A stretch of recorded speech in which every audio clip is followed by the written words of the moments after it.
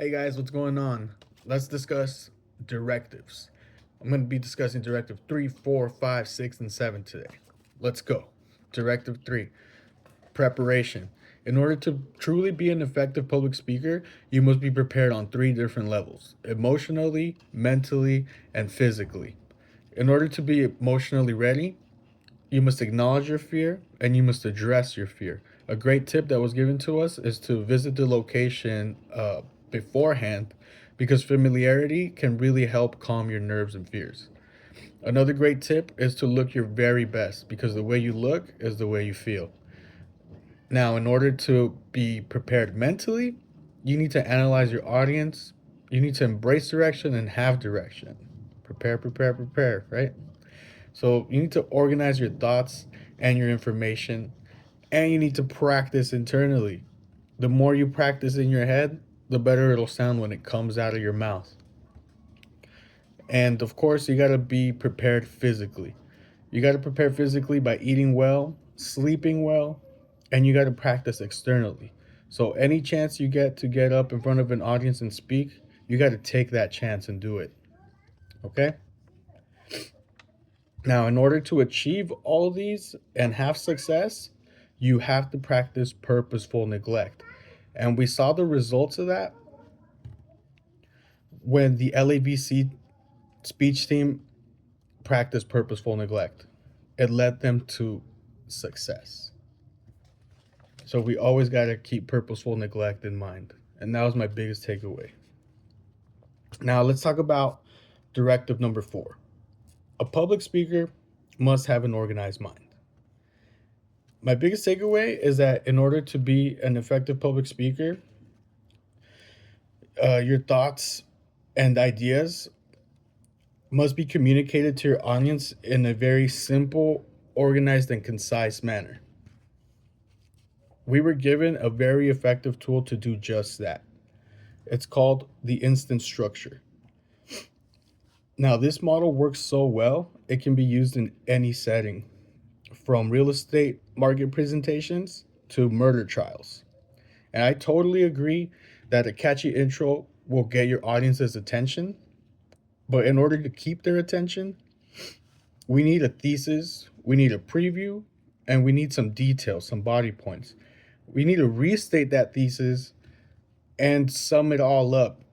We need a really good summary to really drive our point home. And we also need to remember that the conclusion should be organic, it should be inspired, not forced, okay? So if we stick to all of these, our speeches will stick like that student spaghetti. Okay, so let's move on to Directive 5. A public speaker must offer a balance of emotion and logic in order to achieve credibility. Now, something that really stood out to me was the James Bond watch. I thought it was amazing how the professor was able to reflect halfway through his letter and realized that he needed to structure his letter like a persuasive speech. He had been sold a watch that was basically a dud, and he wanted to express his grievances to the CEO of this company. So he wrote him a letter addressing his grievances, and it was so effective. The CEO of the watch company wrote him a personal apology and gifted the professor an Omega Seamaster Planet Ocean chronograph, a $10,000 watch. Not one word was said, but the professor walked away with a much nicer watch because he was able to balance his grievances, his pathos, and his research logos together to get the response he wanted from his audience. And I thought that was great and a perfect example of how to balance your emotions and your research. Well, we're almost done here, so hang in there with me. Let's get into Directive 6. A public speaker must commit to their performance. Now,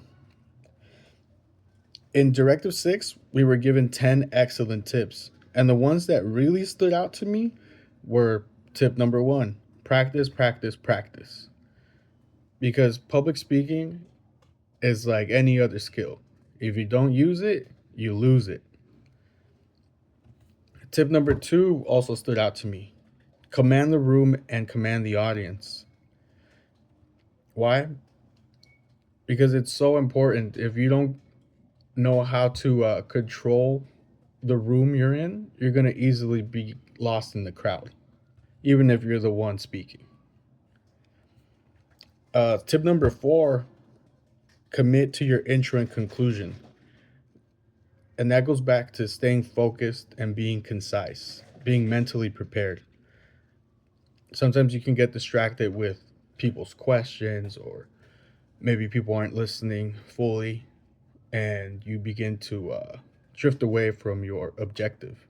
So it's always important to stick to your intro and conclusion. No matter what happens, get through that, right? Tip number 5 also stood out. Find the happy faces. And I actually started doing that way back in middle school when I first joined a band and we played our first performance, our first show. I was so nervous. I had to look out into the crowd and just look at whoever was smiling back at me for being up there, because everybody else seemed very upset. And so, yeah, that one really stood out to me. Tip number 8, use pauses. There is nothing more powerful than controlled silence. And I hadn't learned that until I started working a marketing job where I had to sell to people face to face, talk to them. And I didn't know how powerful a pause was until you start talking to someone and you build them up and you lead them somewhere. And then you just wait. And the anticipation just kills it most of the time. So I thought that was a really great one. But the one that my biggest takeaway was tip number 10, and one that I plan on adding to my tool bag ASAP.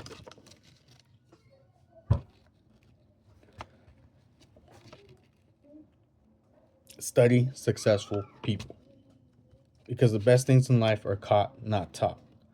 That is so true. Being a musician, being a boxer, I can't say how true that statement is. I've learned so many things just through watching and studying people. And I'm going to start applying that to other areas of my life in order to achieve success in other areas. All right. And finally, we have directive number 7. A public speaker must fully celebrate every opportunity to speak. My biggest takeaway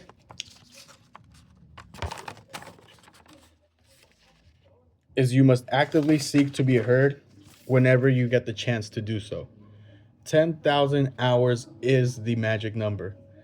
And that's what I will be striving for from here on out. 10,000 hours and you can become great at whatever you do.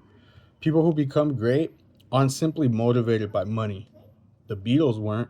Michael Jordan wasn't. You have to have a desire and a will for it.